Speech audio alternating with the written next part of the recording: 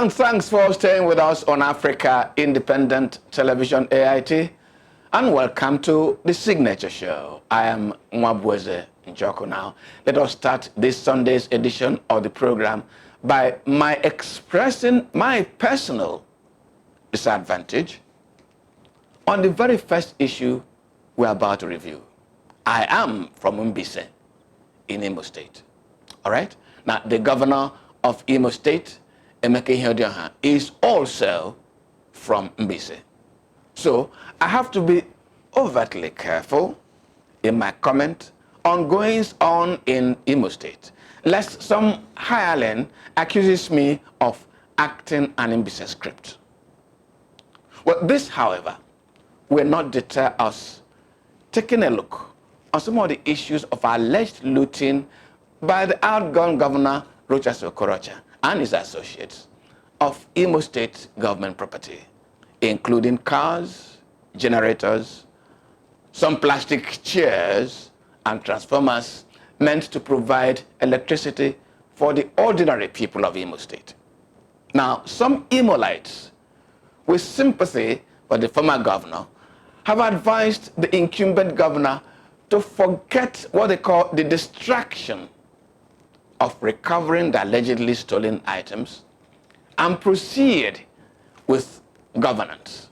I must say, such advice issues from a limited sense of accountability, a complete lack of understanding that not establishing what was stolen and who stole with government property, and then going ahead to replace those stolen items in a pretended continuation of governance, it amounts to an incremental impoverishment of Imo State and its people. Now, secondly, taking away government property for personal comfort reflects a smallness of mind and behavior that shows that the thief has such very low worth of himself or herself, which he or she needs to shore up by primitive accumulation of material, including stolen items. Such behavior must be checked and punished to prevent it from becoming a culture. Right? Now, still on false sense of wealth and importance. The Senate President, Ahmed Lawan, says that senators earn 750,000 naira per month. But Professor Isesage says the senators earn 15 million naira per month. Apart from Lawan taking off with what Professor Sage says is a lie, 15 million per month for senators is a clear false sense of importance which our legislators attach to themselves and the work they do. These lawmakers have legislative staff, aides, and other staff whom many Nigerians still remember once blocked access to the National Assembly because then they were not paid their salaries.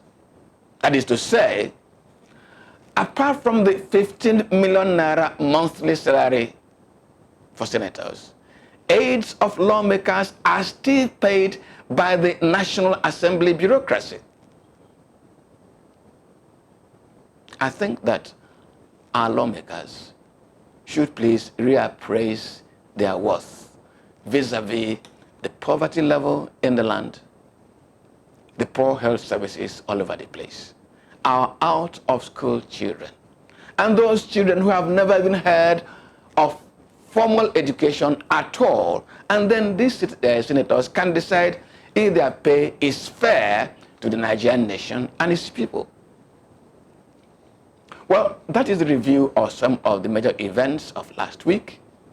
Next is a special report on independence of the legislature, our interview, which would dwell on the politics of education, and of course, our corruption theory. Stay with us.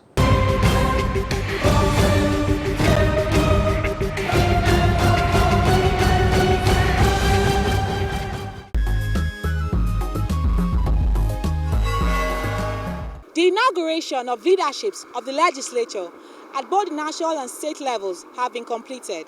It has, however, not been without controversies and interference. This has raised fears over the independence of the legislature and its ability to function without executive interference. Independence of the legislature is the focus on our special reports this Sunday. In any effective representative democracy, the legislature is a very critical arm of the government because it approximates the actual participation of the people in governance. In Nigeria's presidential democracy, the legislature is supposed to perform that function of approximated people's inputs in governance by its checks and balances of the executive and making of laws which the judiciary applies in adjudication. In the 29 years of military intervention and politics in Nigeria, both executive and judicial arms of government functioned without a fundamental disruption, except in the personnel that performed executive duties. It was the legislature that was abrogated. Unfortunately, in the case of Nigeria, because of the history of our democratic evolution through the military's intervention, the legislature had been the one that has suffered the most.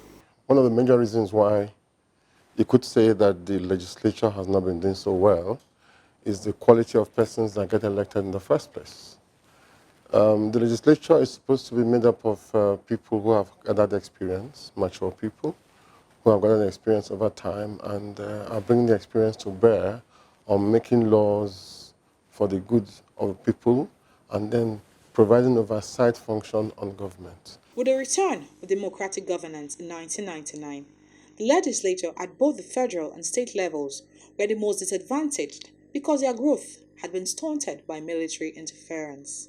The 1999 Constitution also placed the legislature under the control of the executive in terms of funding and in terms of its bureaucracy. The expectation was that the operatives of Nigeria's legislature would be desirous of playing catch-up, both in instituting standard legislative practice and acquiring and asserting their independence. However, what seemed to happen was that the leader of the legislature across the country was comfortable, if not eager, to become an appendage to the executive, ceding their independence and abandoning their checks on the executive.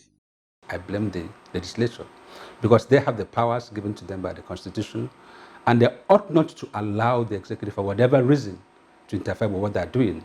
Members of the National Assembly are elected, and by right they should get together and by themselves, within themselves, without any manner of interference whatsoever, elect their leaders. That pays the piper dictates the tone. So to a large extent, it has made the legislature to be subservient to the whims and caprices of the executive. In the current dispensation, two states, Edo and Bauchi, have elected two speakers for their legislature. The ugly situation has arisen because some legislators are aspiring to become executive chorus singers and have lent themselves to the manipulation of a willing executive. The situation in Edo is that the former governor, who happens to be chairman of APC at the moment, has interfered with the process of starting the 9th Assembly in Edo State. And I want to correct the impression of having two speakers in Edo. There are no two speakers. You can only have an election according to the Constitution following a certain procedure, and the elections must occur in the presence of the clerk of the House. And clearly, it is an issue that some persons outside are trying to manipulate the process and creating a situation where people who are not willing to work with the current governor, they want people who are not willing to work with the current governor to emerge as officers of the House with an agenda to hamper and possibly impeach the governor on some flimsy ground. The function of the legislature is to check what the executive is doing to ensure that they not become a law unto themselves. But when a situation where you now concede your powers, particularly in terms of electing your leader to another arm of government, you have already messed up the National Assembly. It is only different at the federal level, where both Senate President and his deputy and the Speaker of the House of Representatives and his deputy are nominated or endorsed candidates of the executive. The importance of separation of powers is sacrificed at the altar of the executive high-handedness and all that. It's impeding the growth of our democracy. As much as a cooperation between the executive and the legislature may not have any disruptive disadvantage, it poses a grave danger of undermining the capability of the legislature to check the executive on behalf of the people. If such check, which should issue from the strong independence of the legislature, become compromised, democracy, which is government of the people, by the people, and for the people, also becomes mortgaged. The people will become the ultimate losers.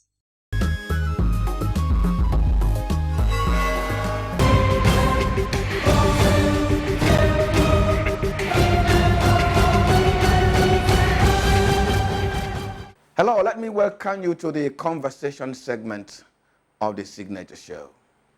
Today we are looking at the contentious issue of Nigeria's education policy. But let us take it from the Nigerian Constitution, which makes provision for federal character. That federal character is to give everybody a sense of belonging. And that federal character is translated into the Nigeria's education policy when it brings in educationally advantaged and those disadvantaged.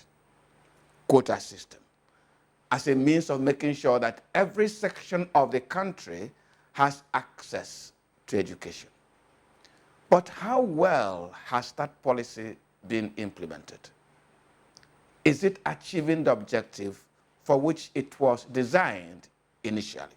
This afternoon, I have first an educationist, second a humanist, third a peacemaker, Dr. Paddy Njoko. Paddy, you are welcome to our conversation. Thank you very much, Mwabweze. It's my pleasure to welcome you. Now, you heard my opening comment. Today, it appears that quota system is becoming an irritation. But first and foremost, do you think that quota system in education is a well thought out policy? Thank you for bringing up this issue because it's a vexed issue in the education sector. But what I tell people is that the nation is a large family. And unless you imbibe that concept that you live in a family, howbeit large, you may not accept the challenges that each family member brings to the entire family. If you look at yourself as just a section, you may not appreciate the great potentials other members of the family bring to the family, more especially if you concentrate more on their weaknesses alone.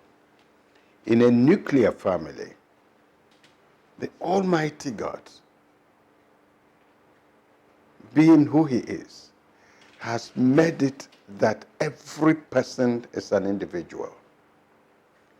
There is one thing that distinguishes one individual from the other.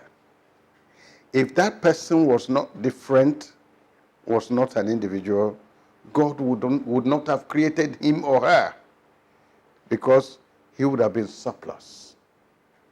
So in a large entity called Nigeria, we have people with different potentials, different abilities, different disabilities.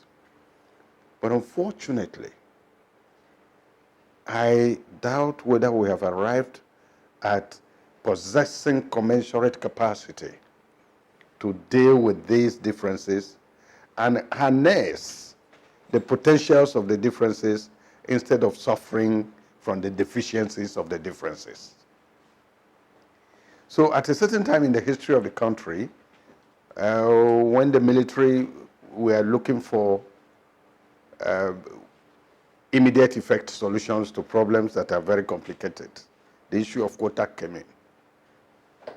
You know, the mentality is everything with immediate effect, with immediate effect, with immediate effect. But there are certain things you need to study a little bit more profoundly before you pronounce your judgment on their solution.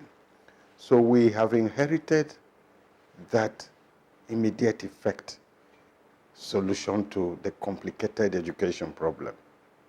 And that's why today you have this terrible phenomenon where some members of the family are told to wait, not to get educated, while others are cajoled to go and get it, whether they are qualified for it or not. Dr. Njoko, I want to draw your attention to some statistics. Nigeria has about 104 or 105 unity schools. Each year, over 80,000 young Nigerians, girls, boys, take examinations into these unity schools. And admissions are allowed on this quota basis. Some states may offer as low as 58 candidates. Some states, like Lagos, may offer as much as 20,000 candidates. Abuja, close to 8,000 candidates. If you check the statistics, Imo, for instance, each year offers across the country the highest number of students desiring to enter those unity schools. The Federal Ministry of Education officially says that 45% of each year's budget goes to the federal unity schools. Each year's Ministry of Education budget. And that a number of these secondary schools do not carry their full capacity. I want you, if you don't mind, to appreciate that in other words, if the secondary school is supposed to admit 500, it does not have enough students, enough 500 students to admit. Now, meanwhile, some states are made to score, for instance, 138 over 300. If you don't score that high, you will not get admission. Other states maybe are allowed to score 55, 60 over 300, and you get admission. Instead of allowing children who have scored 120, 125, 130 to get admission, they are stopped. And those unity schools are said to not meet their carrying capacity. In other words, stop people from going is not a contradiction in the objective of the policy to give everybody access. I'm happy you have these statistics which go to corroborate my concern about the greatest element of this country, which I have talked so often about, the oil rent mentality. Because we are sharing a rent we collect from oil, we don't think very deep as to how we even exploit the oil, and we try to get facile solutions to complicated problems. Because the unity schools collect allocations, They are not constrained to look for students who can come and people their classrooms. And of course, look for bright students who will pose lesser problems at handling. The schools you were telling me about, suppose they were just given the license to operate. They'll be looking for students all over the nation. And of course, setting their criteria to say not only will you be able to pay, you must have this level of entry performance so that we have lesser problems handling you. So it's not only in our education, it's virtually everywhere that people are waiting for money that comes from allocation from the federal government at the end of the month. And so we run away from solving complicated problems. I do agree that that practice does not give everybody the opportunity to prove themselves. There's something the French call le plein épanouissement de l'individu, the full blossoming of the individual is hampered by such practices. You could take me for an example. My parents were stark illiterates. My father's first name is John. So when I acquired my own education to a certain level in the primary school, I taught him how to draw John. Not how to write it, because he couldn't write.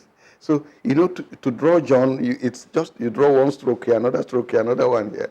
The O will be a square, one stroke, one stroke, one stroke. The H will be 3, and the N will be 4, like this. And the man learnt it, and he was so proud. So when he was with his peers and they were thumbprinting on receipts and things, he would say, no, let me sign. Those of you who are illiterate can now thumbprint. Okay? And he would draw. And then he would draw John. And that was his signature. Now, but poor me, son of illiterate, indigent peasant farmers, I was able to go to school. Out of merit? Out of merit, simple merit. I got admissions, I got scholarships, I continued moving, and nobody said, no, because you are not from here, you can't go to here. Dr. Njoko, I want to interject. Yes. Do you think that the quota system, therefore, this tendency to disregard merit and base access to education, admission to these schools, purely on quota, is it encouraging the state, the so-called disadvantaged states? Is it helping their case? It's not helping them as much as the authors of the policy probably intended. I have been a university administrator myself and an educationist. And in some of the universities where we worked, we had criteria. We said, merit this percentage. National spread, this percentage. Local catchment area, this percentage. And at times, you know, people disturb the vice chancellor and so on and so forth, and you must date my child, and so give a minimal percentage for him to do the public relations that help him in his job to administer the university, both inside and outside, smoothly. So the point I'm making is, yes, the quota has some intentions which might have been good at a certain time, but doing a blind quota ratio is something that needs to be looked into. At times, you even, by so doing, carry some reluctant people into the system. I have personal experiences I may not relate here, because in some fora I argued that if the majority of the students are below par, naturally they will draw and drag down the brighter ones. Because, as I tell you, often my French masters taught me that contents or ressemblance assemble. When you assemble, you resemble. So if you think you are a genius and all your classmates are morons, They will drag you down. naturally, the standard will be brought to their level and you see yourself going down. And it's something like education, where we are not necessarily isolated as a planet. When you finish training these children at a certain level, they have to go out and compete with other people from the outside world who do not use the same method to prepare their own candidates. And that's the irony that we meet these days, that it's okay, we went to the US, Nigerian students did this, they excelled, UK, and so on and so forth. And these are children who ran away From this quota policy Yes. So I think it's something that we need to look that at. we need to look into. Not necessarily To discard it. Yeah, to discard it, as it were. Not necessarily to shout negatively and disparage others. Everybody is not equally endowed.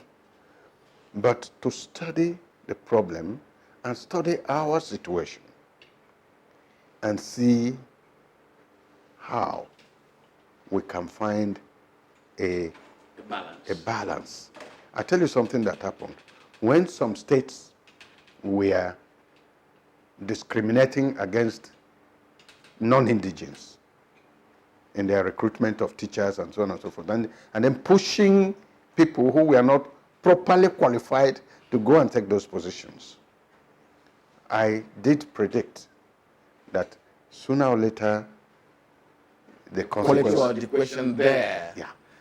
Dr. Joko, let me draw attention to a clear consequence. In 2017-2018, 5 unity schools in Bauchi, I'll name them, in Bauchi, in Zamfara, in Kogi, am I correct? Zamfara, Bauchi, Benue, Yobe, could not produce, Kaduna, could not produce a single student who passed both English and mathematics. Not one single student. At what level? School certificate. Are you sure? I do not want to narrate to you a fiasco that took place in Abuja. A colleague of mine was walked out, sent me a material, so that he was walked out of a stakeholders meeting because he raised certain questions. And I want to raise one of these questions now. Hope you do not mind. I'm not dragging you into politics. We're discussing policy. But how does it help education that, for instance, Zamfara State, that produces about 58 to 60, 70 candidates for unity schools each year, has 3 unity schools? I may cite Yobe State, I'm not very sure of that fact now, has 3. I may cite one other state that also has 3, but produce under 100 students for unity schools every year. Abia State, that produces up to 10,000 students, has 2. Imo has 2. And out of these schools, only 2 of the principals, according to this my colleague, come from the southeast.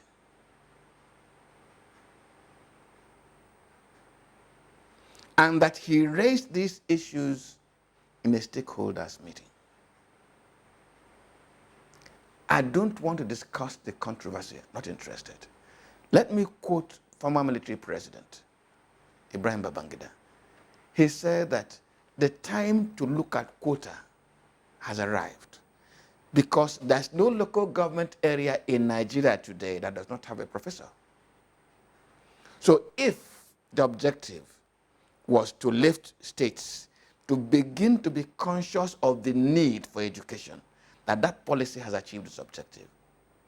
That if it is continued, it might drag down the quality of education in Nigeria. 2 issues arise, therefore. Do you think the siting of these unity schools should be based on demand or based on the need to encourage people to go to school? I might give information that education at that level is on the concurrent list. In other words, the state should also be doing something. Yeah, very interesting point you raised. The unity schools in the first place were built to build unity so that the children could see a common place where people from all parts of the country could meet and mix at a young stage, early stage of their lives, so that they grow up as Nigerians, not Statians. That was the intention. The intention was good. And as time went on, mind you, they started when we were in regions, and today we are 36 states with the federal capital territory. You could say 37. So that now starts creating the problem of, by the way, how many of these unity centers are in my one state, in your state, and how many are in my state? And of course, what is the admission policy that I enjoy because it's in my state, host a unity school, or penalizes me because it's not in my state? So these are issues that can still be looked at. Thirdly, as I said, some minister came up in this country and said, look, let's privatize the schools. And so much noise was made. But the question will be asked, will the federal government continue to fund secondary education? Tertiary education is already suffering. It's overburdened. We're creating so many of them. This morning I was reading in the social media that University of Ibadan has admitted 4,000 students, okay, for the next academic year, and of course rejected 16,000. So when we have this problem at that level, those 16,000 that were rejected, nobody's asking what is going to happen to them. You see the number that took JAMB and the number that were rejected, nobody's asking what is going to happen to them.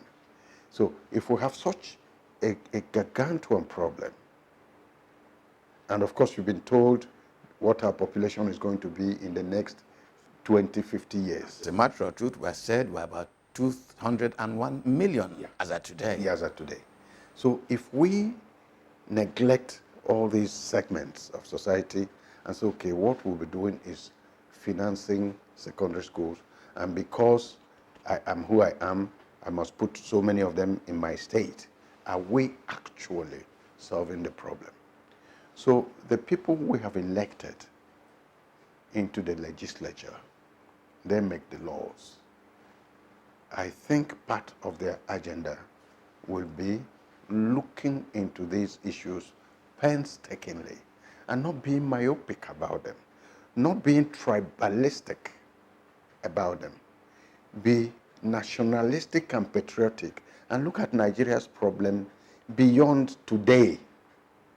You and I know that they say the people on the other side who are consuming our crude oil are manufacturing cars that may no longer use our crude oil. Are we thinking about what happens to these young people if in the next 10 years, 15 years, these cars are no longer using our crude? So there is a lot of work to be done, a lot of thought to be put into it. And there is the tendency in this country to easily tribalize issues instead of looking at them dispassionately and finding long-lasting solutions. As you said, if a former head of state made such a statement, it calls for concern to say, if we brought this formula at a certain time, even in our civil service, okay? If you want the best, you may not say it must be across board.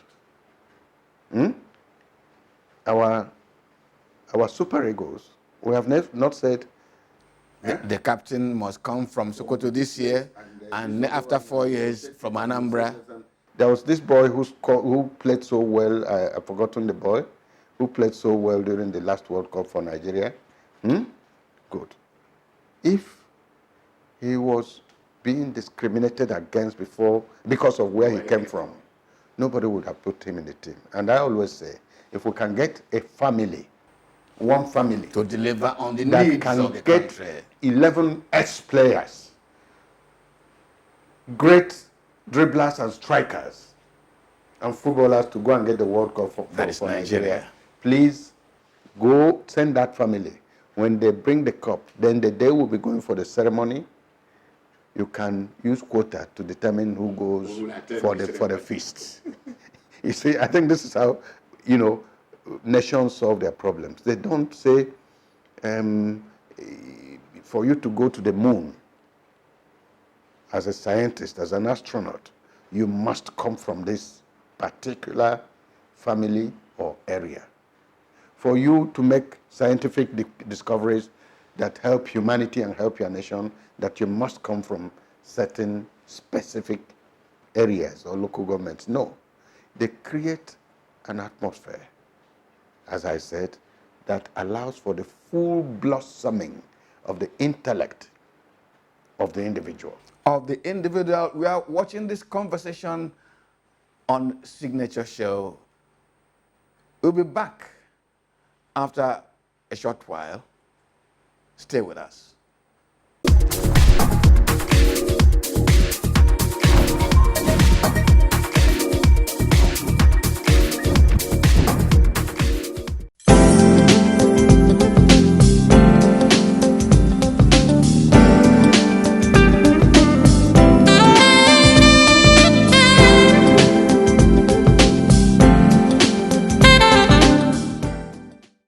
I don't think it will unite us as a country, but if there is much more effort to be put in place in all these things, I think it will go a long way to help us as a country. I think that's where we have problem. We're talking about quota system in a country that we say we are the same, one Nigeria. We shouldn't be talking about quota system for states. We should be talking about merit. Quota system is not the best in any nation, because you realize that when you have 10 students writing the same exam, being subjected to the same condition of environment, one scored a very high number or a very high score, the other one scored a very low score. But because of the quota system being employed, the one with higher score may not be given admission. People, they should begin to look out for the children of the downtrodden that are still coming up, because a lot of them are okay, they are academically sound. The quota system should be open to everybody. There shouldn't be any partiality, in trying to decide who goes to this school and who goes to that school. Not encouraging for young applicants seeking for admission into schools, and it's gotten to the point that admission these days is based on who you know or where you're from, not on merit. And I think something should be done about that, because it doesn't encourage applicants at all. It's really sad.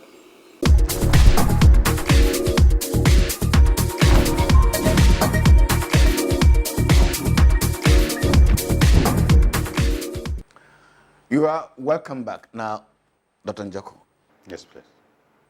Let's leave the secondary segment of our education policy. The Joint Admissions and Matriculation Board, JAMB, has for some time been an institution that has been queried and queried again. Centralization of admission into Nigerian universities. The argument for some quarters has been that JAMB seems to constrain the universities to stick to a certain standard, whereas universities as institutions for learning could determine the quality and the standard at which they want to operate. Secondly, that JAMB's admission policy also plays out this kind of quota system we've been discussing.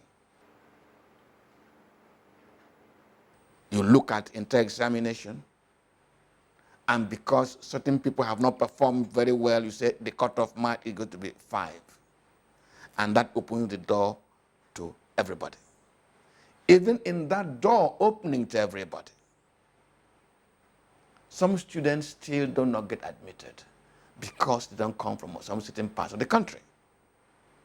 If I'm wrong, please, as an academic, as an educationist, correct me, and as administrator. Sometimes it becomes irritating. It becomes contentious. There are so many universities in Nigeria today established by the federal government. I just told you a while ago that it's become a burden to the federal government. Sure. What is the function of this JAMB? Should the universities not be allowed to set their standards and make their admissions and accept their candidates? Will it debar any section of the country from getting admission? Because there are state universities. If you think that you cannot meet an all-alpha level to enter a grade A university, you might decide to go to your village university with all Fs. Where do you stand on this argument? I think the argument is not too different from what we've been discussing. At a certain time in the history of tertiary education in this country, when there were complaints about discrimination because you are Nwabeze Njoko, somebody hearing your name somewhere in some university felt that you didn't belong there. Whereas by virtue of location of you or your parents, or by virtue of your individual preference, you wanted to go to that particular university. And I was qualified. And you were qualified to go, but somebody doesn't like your name, not your face. The person who hasn't seen you. They could discriminate against you. And of course, as we were saying, take people who scored lower than you, whereas the university is supposed to be a universal city of learning that does not discriminate, does not close its door against anybody because of tribe or color. So, government had to create this board to say, look, we don't want to hear stories. Let all admissions be centralized. Let people feel free to choose where they want to go to university, whether it's the one in their state or the one in their zone or the one outside it. Good intention. But as usual, as they normally say, the devil is in the details. Execution gradually became the problem. So much so that today, even some of the universities are groaning. You know what's happening now is that JAMB says, okay, cut-off point is this. But the universities come down to say, well, ours should be a little lower. It should be a little lower so that we can have enough candidates. So that means that somehow there is some sort of distancing.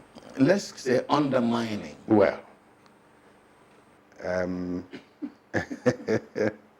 you have said that, you know, I'm a chartered mediator and conciliator, so some of your words may be too sharp for my own training and background.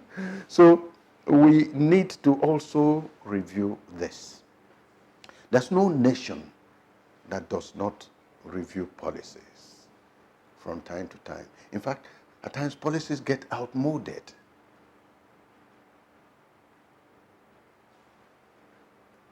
Well, I don't want to go into that detail, but you see, even in English literature, there was a time when if you were writing, there are certain words you shouldn't mention, otherwise you would sound depraved. But today, I mean, even at the most decent fora, exactly. So use them. So even literature itself is expanding to accept certain things. So, who are we not to review our policies, including JAMB, including how we recruit into our security forces and others?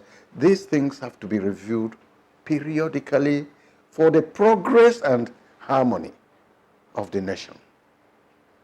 So I totally agree with you that there are critical issues to be looked at. There are private universities people have built with their own money. They want to set certain standards. They want to create their own Ivy League circle of universities. You must not force them to do exactly what you want. And the university, the moment it starts discriminating and says, this university is only for people from Joko State, it loses its essence of university-ness, because it is a universal city of learning where all ideas come in from all people from all places, and then they are learned and reviewed before being projected to the outside world. That's what the university is. So if we convert it to a village mood, it loses its essence. And I think it's good you bring up these issues. We need to be conscientizing our lawmakers that, gentlemen, you haven't come here just to sleep. There are these biting issues which affect the progress of our nation. And without reviewing them, the nation is grinding to regression. Let me cap this conversation this Sunday with a question that has always bothered my mind. Many states have more than 1, 2, 3 universities of their own. A number of them have polytechnics that have become degree awarding institutions. Yet, the federal government keeps carrying the burden of university education. 2 questions in one. Do you think it is time the federal government got off university education? and concentrated on more critical matters? Secondly, do you think it's time governments really across the country got their hands off university education? Beautiful question also. What was it? What was the intention?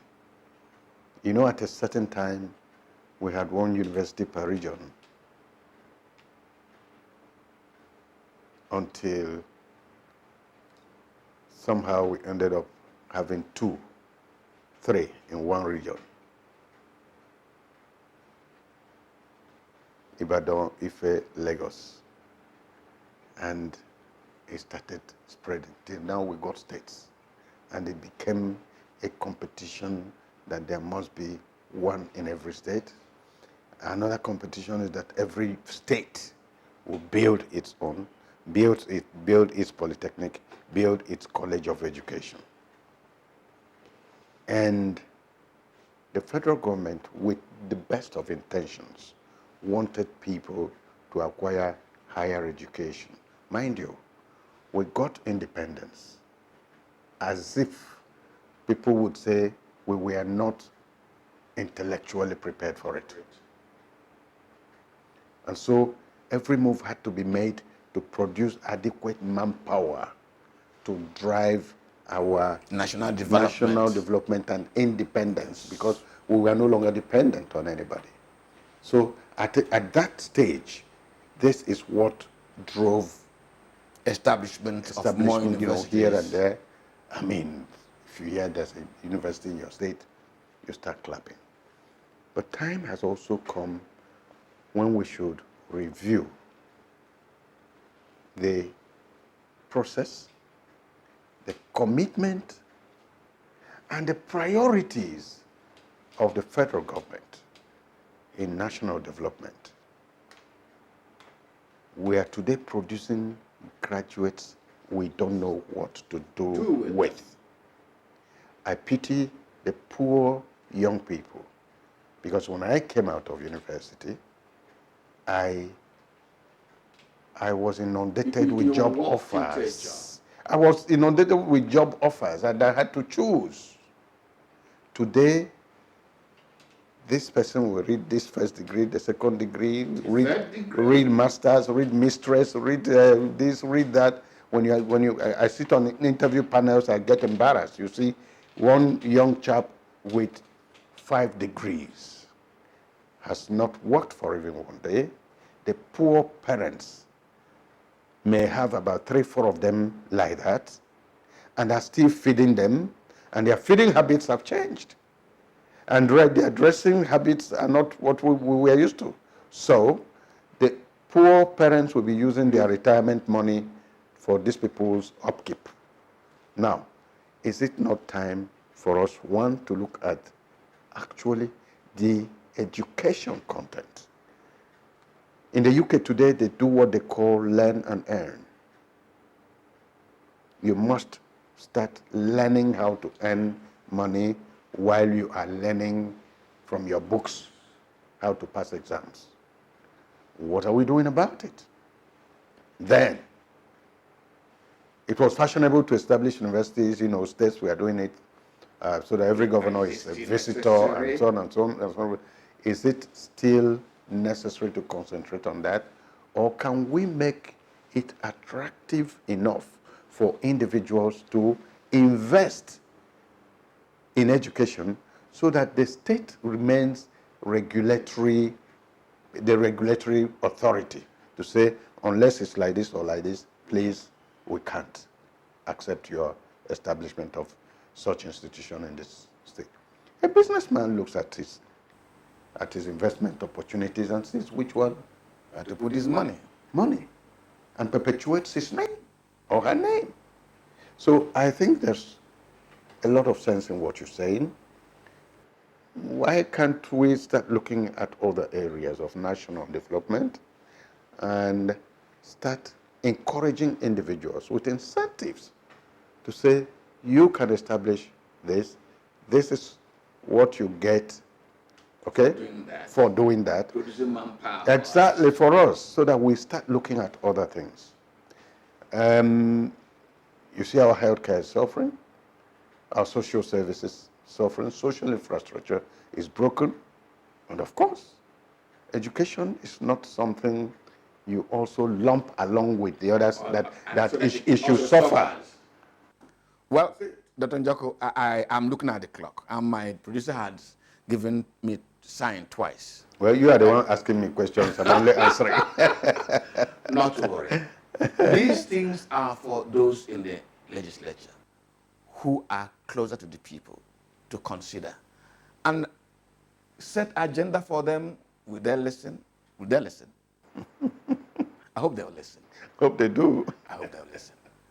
Well, we're looking at Nigeria's education sector, policies, the consequence of policies, the adequateness of policies, maybe some of the drawbacks of policies. I began this conversation by telling us that if you want to know what's under the earth, please go ask the rabbit.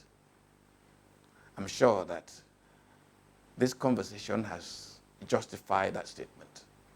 All I have to do is, on your behalf and on my behalf, thank Dr. Padi Njoko for availing us of his experience, of his judgment, of his assessment. And as a peace builder, you could see the way he chose his words. They were not combative, they were not irritating. Dr. Njoko, thank you has been so used, but I don't have another word. Thank you very much. Well, thank you for coming to the rabbit. I now know the depth. You now know the depth of the earth. So let's meet again same time next Sunday. My name remains Mwabueze Njoko. Thank you for investing your time with us. Good afternoon.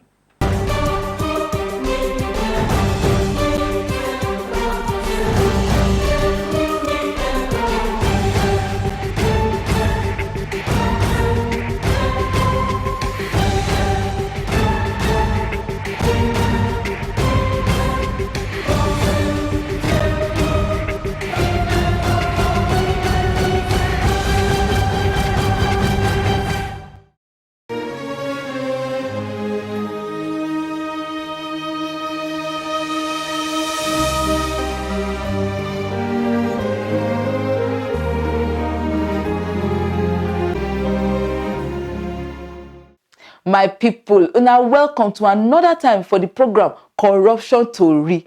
My people, for this program, we dey on touchlight shine and put for the matter of corruption for this we country.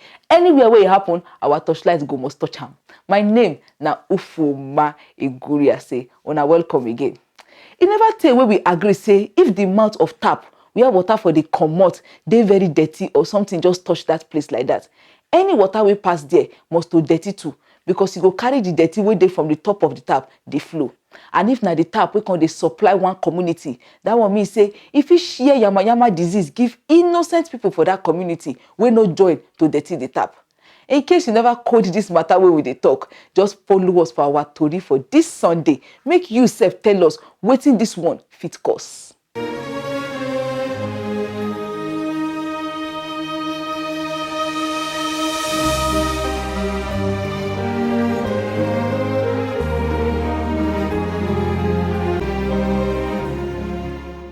Albert Bassey na one of the senators where they represent Akwa Ibom Northeast for we Senate. Economic Financial Crimes Commission, EFCC for short, don't drag this man go Federal High Court when na Justice A.A. Okeke do presido for the matter of 6-count charge, say him use mago con gazo national money. EFCC yarn say Albert Bassey na commissioner for Akwa Ibom State and then na him be chairman for Akwa Ibom State Interministerial Committee for 2012.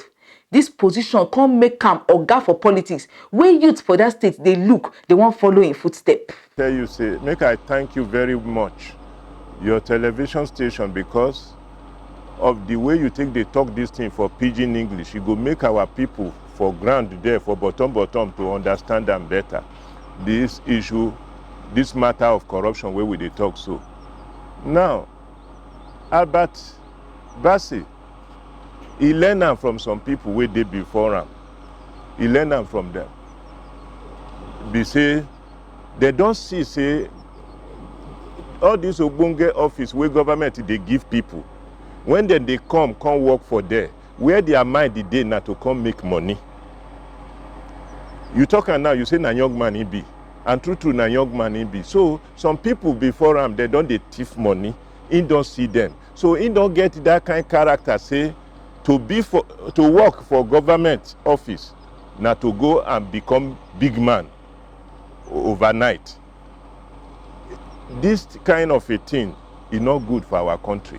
Now it make our country reach the kind level where we did today, where people they kill people they fight, even to do contest for election. Say you want go enter government office through election. People they kill people to get there. Now this kind of thing, now they make them they behave like that. Younger people where go they see this kind of thing where Albert Bassey do so. Themselves go think say to go work for office now to go make money, and it's not good for us at all, because when they put you for ogbonge office for government, they put money for that office where you go use take better the life of people. By the time you carry that money, do your own. You don't kill the life of so many people. You don't affect their life in a way where it's not good. So this kind of thing, now we say, make EFCC work better, not be only Albert. Now only Albert we they talk now, but there plenty. They are in millions, they are in thousands. Where they for government offices, where they do that kind of thing, where Albert do. And that kind of thing, they make a nation not go anywhere. EFCC tell court say for the position of commissioner and chairman of Akwa Ibom Interministerial Committee for Direct Labour, where Oga Bassey been balanced that time, the real work where him and the agency suppose they do now to reduce the money where they spend for project, make it no go too much. Then constantly they open employment work for people where they that state. But them say Oga Bassey just jejely collect 6 correct motor when na Akwa Ibom state get them, turn them to his own. When them calculate how much this motor wey him collect be, them see say na up to 204 million naira. One pikin one day, mama they beat him, say he thief for pot. As the mama they beat him, the mama can say, you thief meat finish for pot. And they ask you, you say not be you do am. Now because you say not be you do am, you know where this kind of lie where you they lie, this lie where you they talk, so you know where it go lead you. You say I know am now. The mama say where it go lead you. You say it go lead me to National Assembly. So now the kind of thing where they happen be that the young people where they see them think say it not be bad thing, but now where EFCC don't cash them now and they cash them all over the place, we go only beg the court, make the court they do quick they put these people for where they're supposed to be, put them for prison, punish them very well.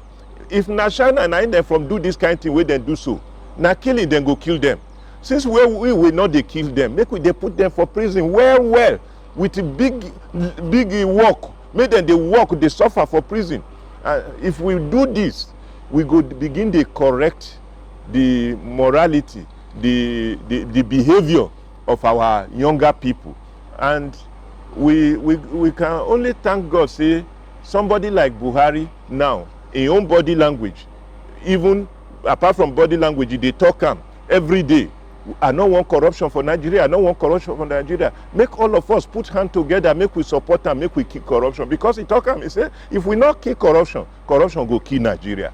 And we don't want to make Nigeria die. The way we Nigeria did now you be government for yourself. Every individual don't be government. Nobody they feel government at all. What I mean is say, as you did so now you will provide light for yourself. How you will provide light? You need to buy generator, because NEPA no dey give light always. If you stay for places like Babolaga, Lugbe, Maraba, Kubwa, all those places, if care is not taken, you no go get water. So you go need to buy deep borehole, or you go need to buy water for somewhere. So that one na extra money. If you go school, you go need to pay your own school fee. If you take your children go private school they expensive. So everything that you go pay up. And you don't get money where you go help you and do all these things. So the only way you go sustain your life If you get 3 children, for example, 2 of them live for private school for nursery or for primary, a term na like 150,000, 80,000, and your salary be 100,000.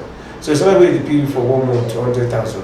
You get 2 children, their money for school fee for a term na 150.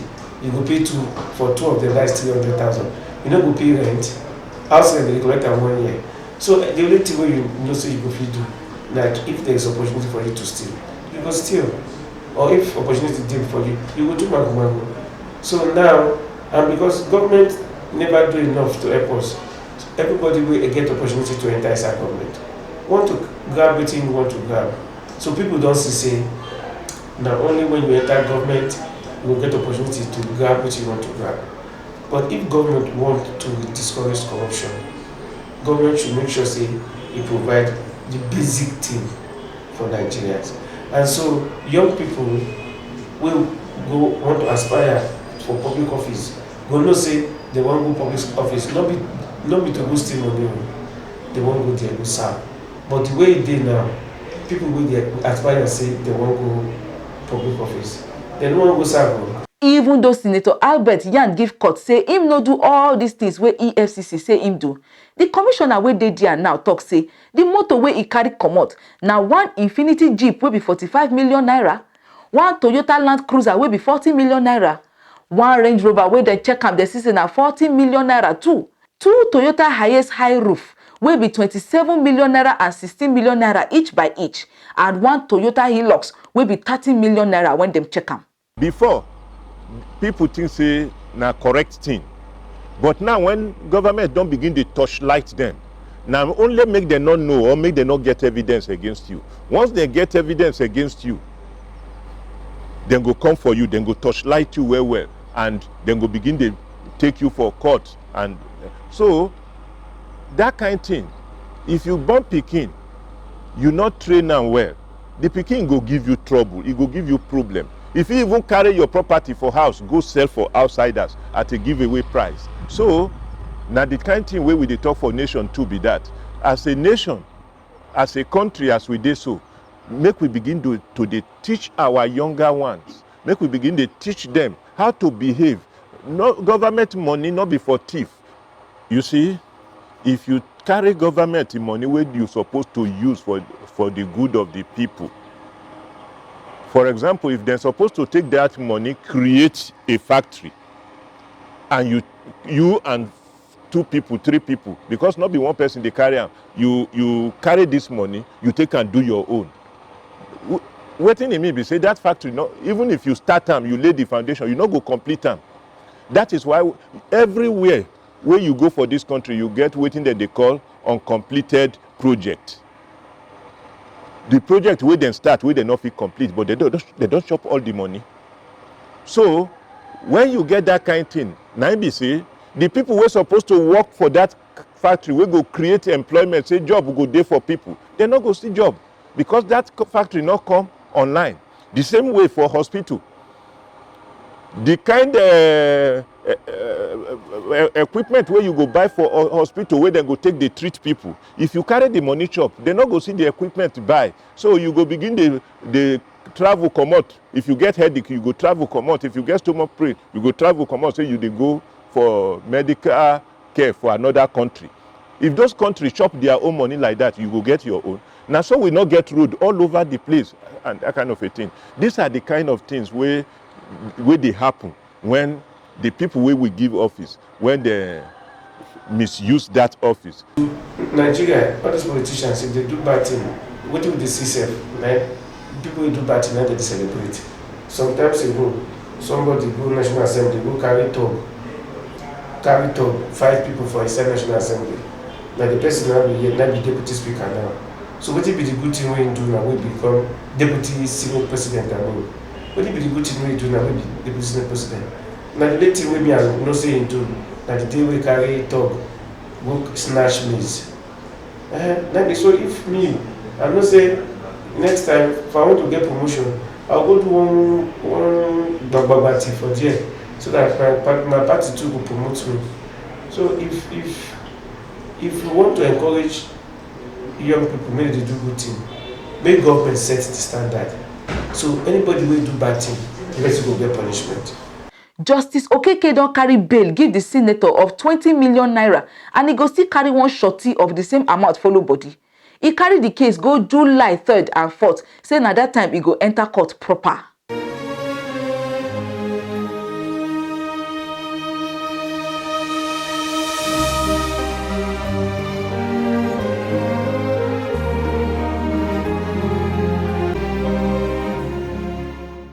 We just pray say wetin dem charge this senator e no just true o, make e no be say e don set this kind bad example give im boys and the youth wey near am, and then dem go still take over government for their state for the future. All those people wey dey do alaye baba they don carry this kind attitude follow body.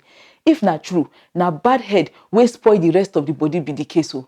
Because now if oga dey do this kind thing, who know wetin people wey dey under am go wan dey do? My people, now here we go stop for corruption tori today. Till we reach next week again. Make you remember say na clean money from better hustle na it sweet to chop pass. Una bye bye yo.